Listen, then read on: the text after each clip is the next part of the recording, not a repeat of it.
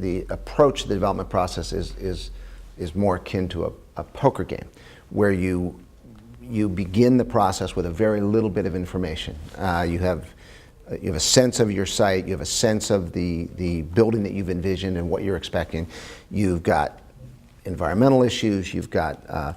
community issues you're going to have to grapple with, you've got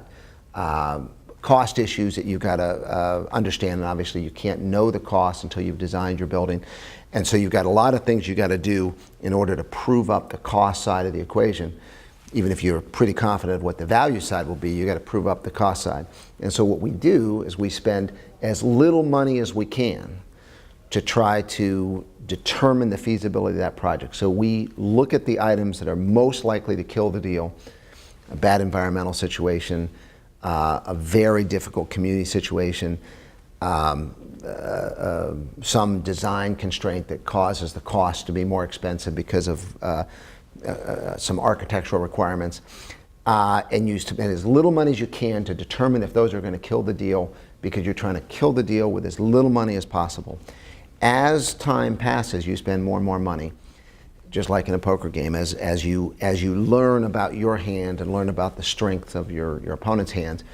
and what you're trying to determine is whether you've got a deal that works. And when you get to the point where you determine that your deal is going to work, that you can see your way to a product that's going to be produced for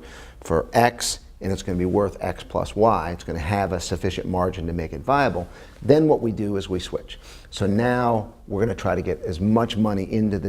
that particular card game as we can. We're going to now go from trying to spend as little money as we can to try to get our money into the game, because we get such tremendous leverage from the capital we put in the game in terms of our ownership interest or our promoted share of those deals at the back end of the transaction. So the development business is really about husbanding your cash, your limited cash, pursuing as many opportunities as you can afford to pursue